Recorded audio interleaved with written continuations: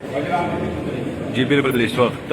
انسدادی دہشت گردی عدالت کے خصوصی مناظر اس وقت ہم آپ کے ساتھ شیئر کر رہے ہیں۔ شاہ محمود قریشی جو ہے وہ اب سے تھوڑی دیر بعد جو ہے وہ پیش کیا جائے گا یہاں پر جو special court anti terrorism court ہے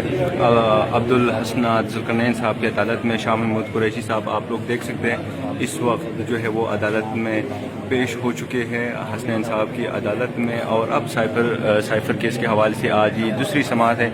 اور سماعت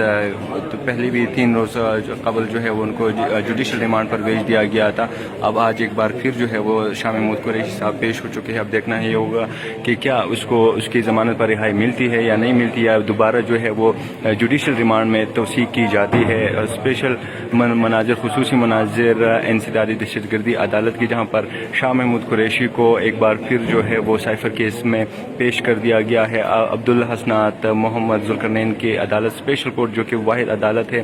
اسلام آباد میں ٹیررزم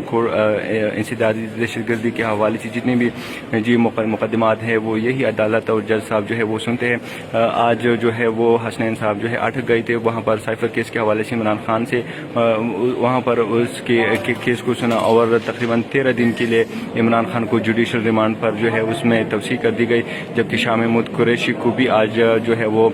پولیس FIA کی ٹیموں نے یہاں پر پیش کر دیا گیا ہے، اور اب جو ہے